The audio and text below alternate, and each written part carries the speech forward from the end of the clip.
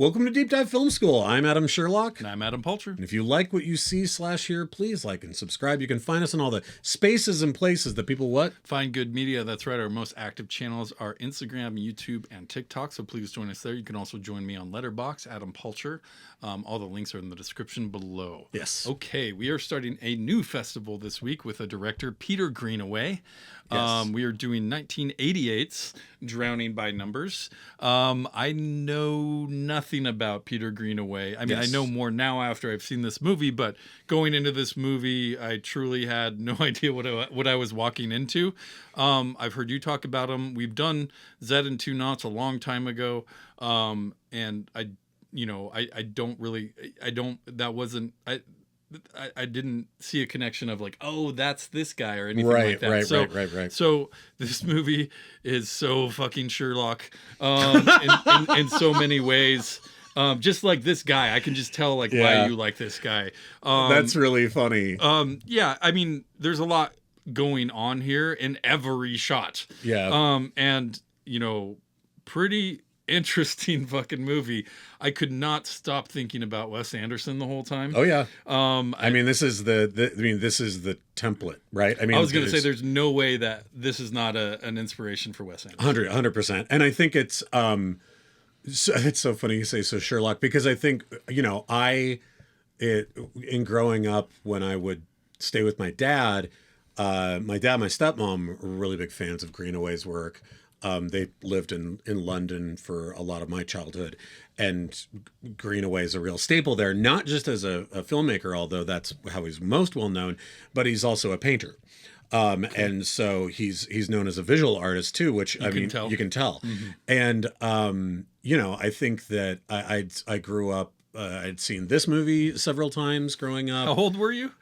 Because we get full frontal scene 1. Yeah. Or scene 2. Maybe 12 or 13. Okay. As well as Zed and Two Knots.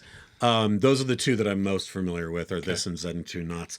But I think that that imagery, this like the meticulousness of the way he sets up a scene of where shadows are falling against buildings, where fog is coming from a certain side of the screen, where all the actors are, where sometimes you'll look at a shot and it might take you a minute to be like, oh, that's a real horse, not a statue of a horse. Or those are actors in the background, not a painting. Like, It's so hard to understand the depth of some of his shots, and it feels all purposeful. Wild. It's wild. It's absolutely the best part of what he does. Yeah. And I say this movie is so Sherlock because it's like beautiful but weird, and there's like slugs and weird things like like there's just things they cut away to that I don't know, it just seemed very very much in your wheelhouse. Mm-hmm. But by far the best thing is mostly static shots. There's a few pans and stuff like that. He does a lot of composition shots. Yes. Yeah. That's like, I would say 70% of the movie is those. And the thought that goes into the foreground and the background is crazy. It's nuts. It's nuts. And you don't know, sometimes they move in, especially when you're with smut, Yeah. And I feel like you're moving, some of these, they are static, but there's so much you're moving going around through a set that's like a house. Basically. I'm impressed with how much, again, when we talk about Wes Anderson, we're going to talk about it a lot in this festival, I think.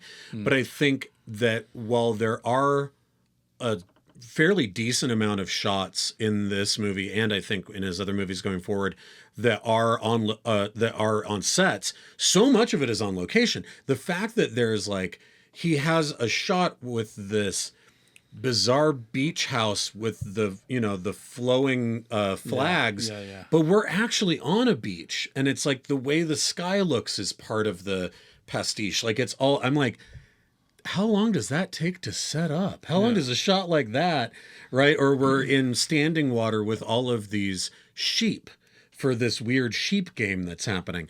I guess maybe we should get into the plot a little bit here. We have a mother, a daughter, and a niece who are all named Cissie Colpitts. Mm-hmm. So there's Cissie 1, Cissie 2, and Cissie 3. So the youngest one is a niece. I believe that's right. Not another daughter. I don't think she's the daughter. Okay. I think they're a little too close in age. I believe it's a niece. Okay. And, the premise basically of this movie is that one by one, each one of these Cissie coal pits drowns her husband. That's a basic, and then in one way or another, seduces and sort of blackmails the county coroner or Maggot. medical examiner, Maggot. Maggot. Yeah, into covering for them. He's a coroner. Quit reminding me of that. Yeah, I don't want to you're like, luckily he's the laziest coroner in town, right? He never wants to do his job. And he's also in love with all of these He's ladies. in love And with all three of them. He's under their trance most of this movie.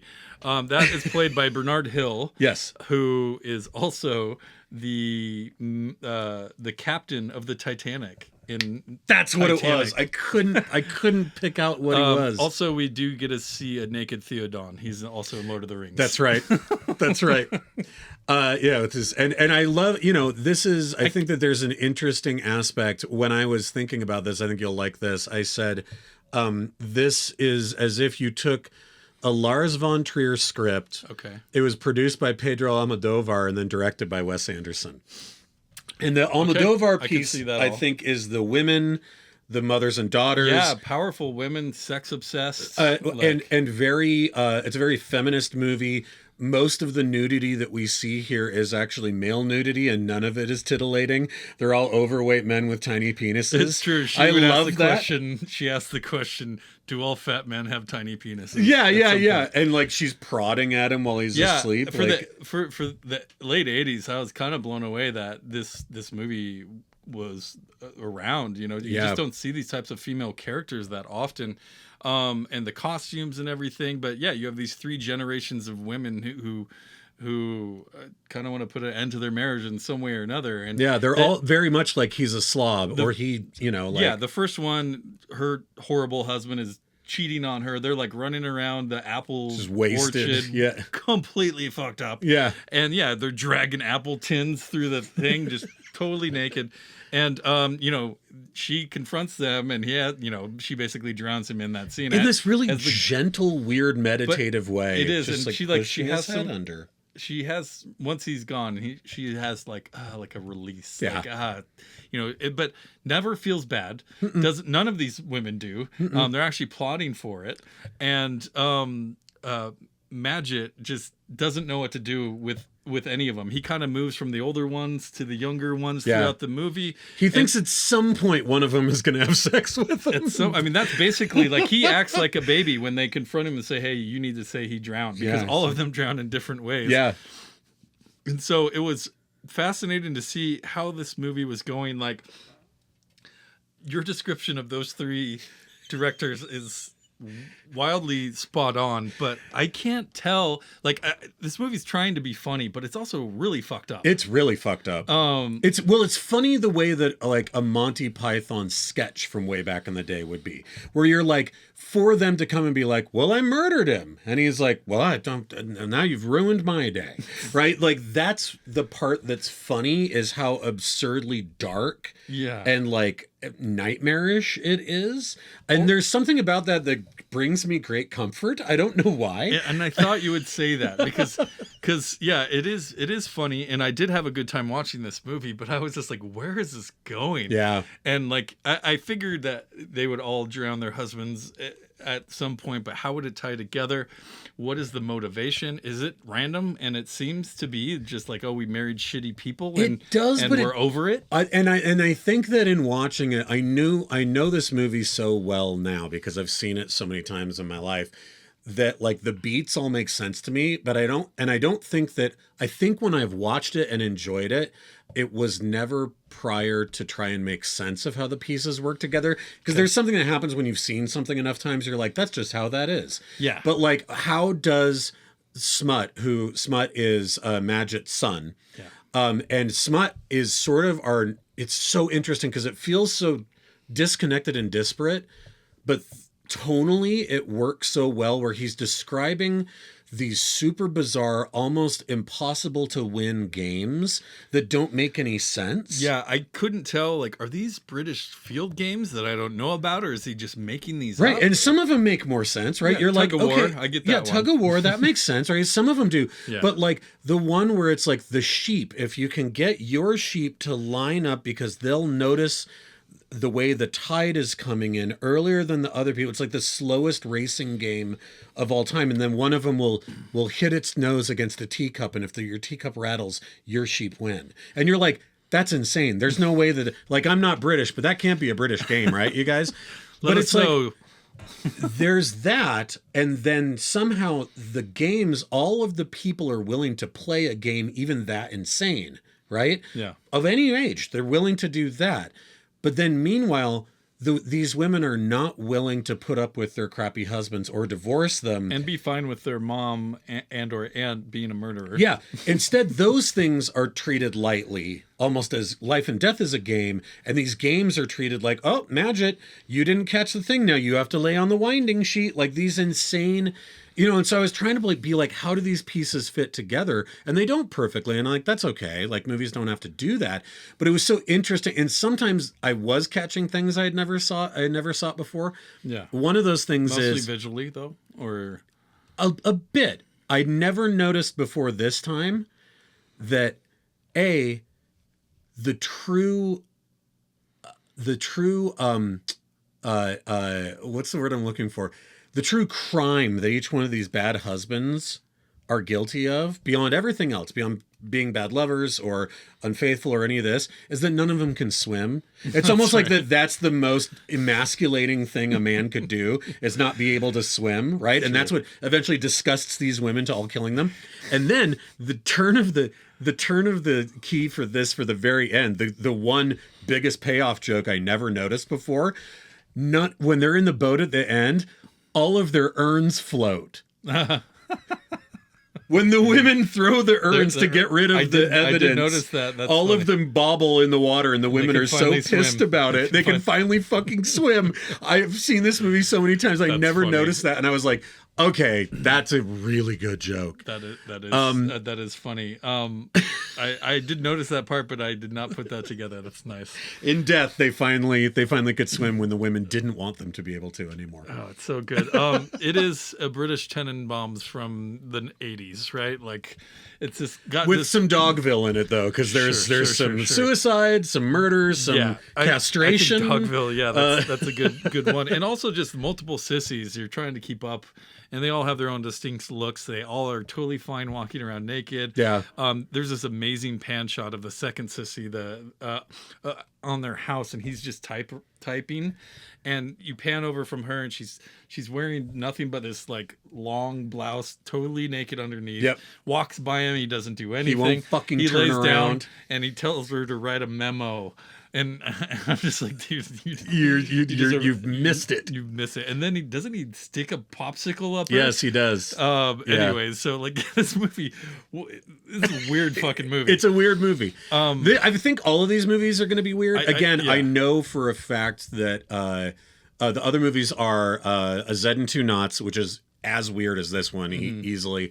Believe an Architect, which I've never seen before, and then The Cook, the Thief, His Wife, and Her Lover, which is the most well-known, I think, award-winning one that Greenaway kind of did during this. All these movies happen right next to each other. Are they all this over-sexualized? I don't know. Oh, interesting. I think so, but I don't know. I know A Zed and Two Knots is. But, I also think it's like the sex, much like the death in this, is cuts away from it. Like, again, I think this is another Almodovar thing that it reminded me of. Also, the color palette here is so Almodovar. But a lot of action we cut away from. Yeah. There's a scene where they're riding bikes and they hit these two cows. That's we right. don't see it. So we just see the aftermath, right? Like, even the drownings, like I said, feel gentle. They don't feel like murders. There's a castration scene that we've cut away from here. There's a suicide that we cut away from here with scissors. Yes. And also, but again, kind of painless in the sense that the kid doesn't really, Smut doesn't really understand what's happening here. he's the sort of girl on the jumping spectrum, rope or... who's in our opening scene, Elisa, she's counting the stars and jumping rope. I think it's Elisa or something like that. She's asked him if he's circumcised. Yep. But that's the only context we have of him doing that. And he seems like he's Max Fisher before Max Fisher. Yes, right? Yeah, totally. So, Yeah, with all the games and all the different things, and all of that. But I don't know. It's trying to be funny, but I can't tell if it's trying to be over the top funny. Right. Does that make sense? Well, because I also think that it's like it's like when I see the third funeral and the runners from the second one are still in their tracksuits, I'm just like, it's so fucking like, it's so Wes Anderson. Yes, it's so exactly completely. Well, and even when they're when Smut is standing by the water tower, and again, I kept thinking about water. I kept thinking about water as this emasculating force, or this force that's showing a lack of manhood.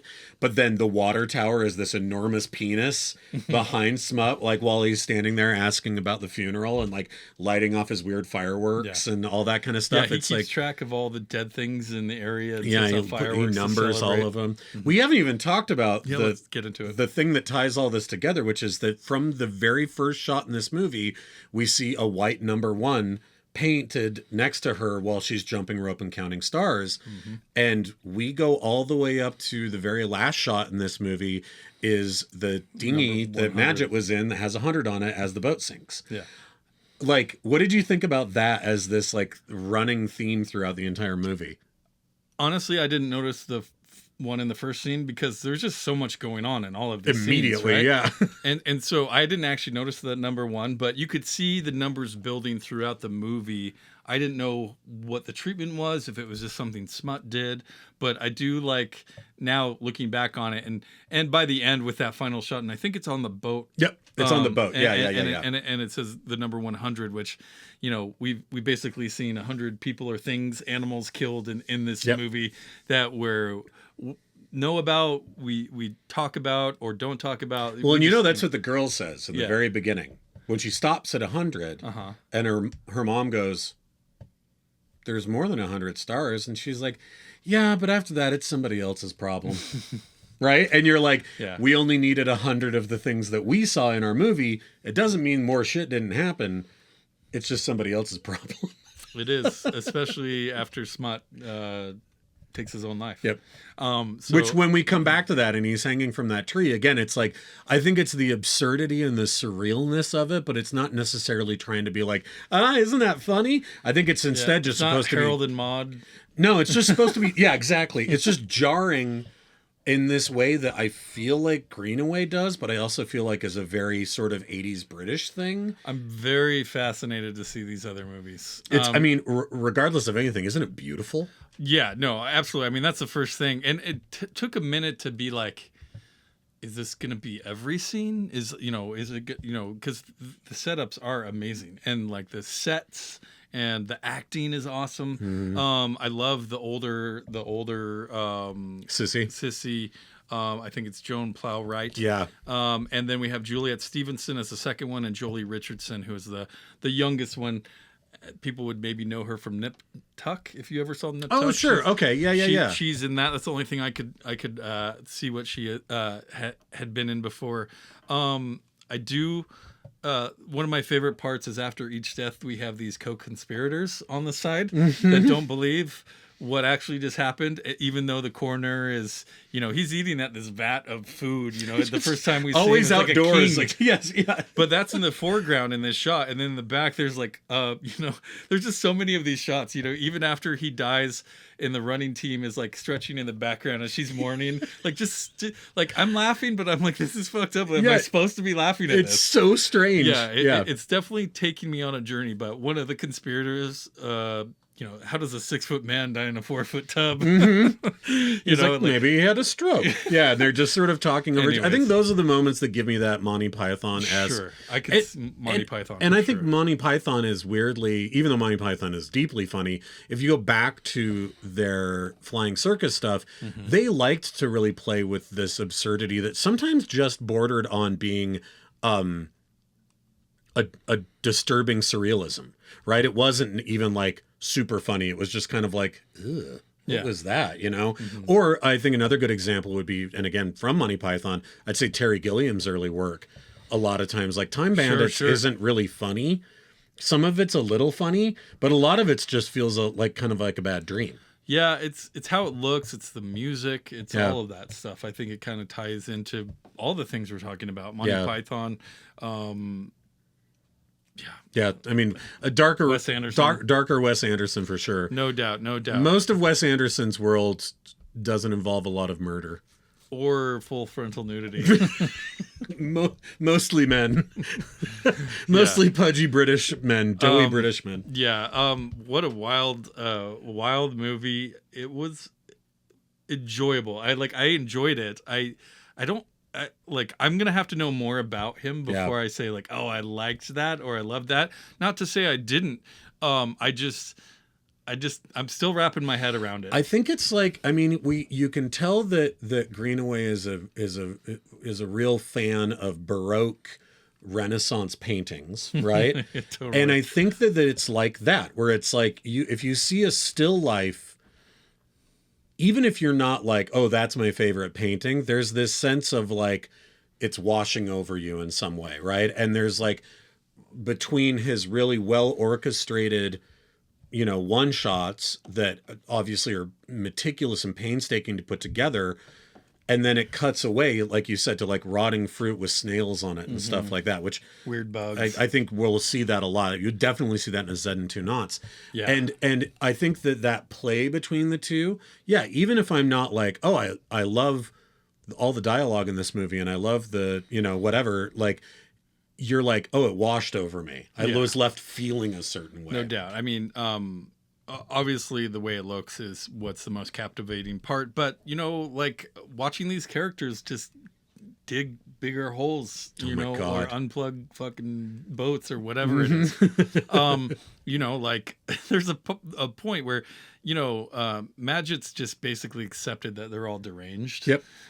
And he's in love with all of them. Yep. So he doesn't know what to do. He just wants someone to sleep with him. Yep. He does get a feel up, the youngest one, number 3, although that's because she feels bad. That seals his fate. That gets a little aggressive too. Because he says, he's like, I'll go to the police. I don't even care what happens to me if he one said of you that isn't to the gonna... other two as well, though. Right, but I think I think that might be the final straw. But well, and the Cissie 1 basically is just like, you're sinister, and he's like, I'm sinister. Yeah, you're murderers. Yeah, exactly. It was just like such a like real wonderful moment inside of it. Like, I don't know, like they got what they wanted, but I don't know, what a wild movie.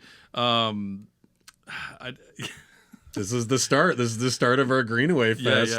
Yeah. Let's end with them on the boat here, and just like this final scene. They're out there to spread the ashes of all of their, like you said, it didn't, and they all kind of seduce him. Mm-hmm. And at first when they go out, you're like, they'll come back.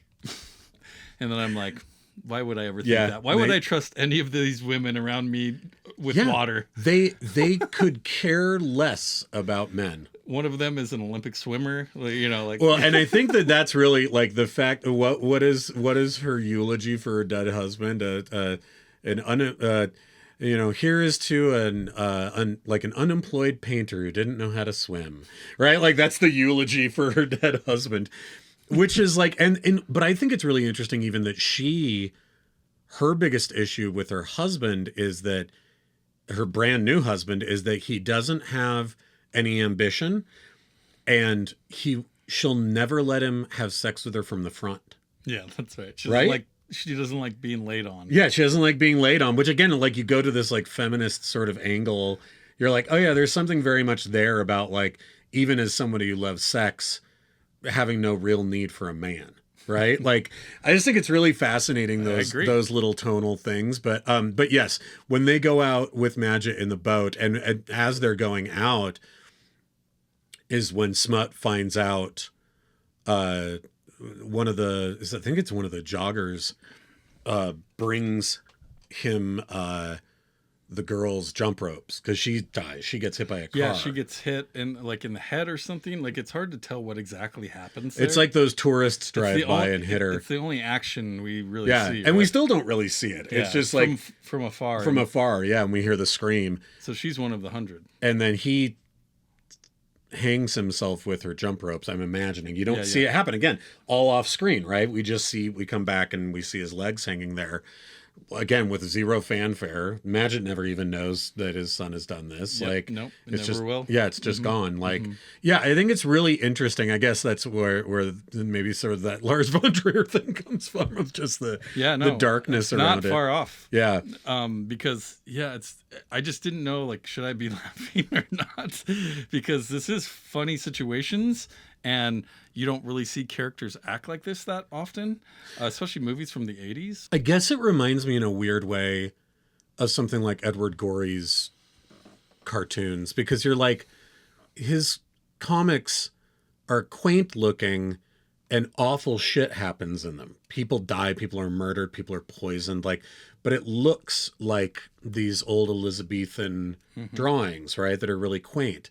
And maybe, it could possibly be that the cognitive dissonance that you're having is because it looks so much, and even sounds in terms of dialogue and especially music, so much like a Wes Anderson film, where it's really rare to have people be murdered, right? That you're getting these wires crossing, because it looks quaint, right? And it looks pretty in that way. And then these horrible things are happening, right? Yeah. Where it still is set up like a storybook, which is very much in sort of Greenaway's style, but then he's having people, castrate themselves. Wild.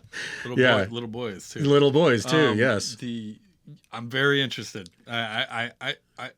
I'm not sure what to expect, but I want to keep watching, and I think we're going to learn a lot by the end of this. I'm excited. I'm really excited that we're doing this. Peter Greenaway fans, please comment below. Let us know what you think of him and his filmography and us doing this festival. All right, if you join us next week, we're going to do that one scene from Up. You know the scene. I think you do. Bring your tissues.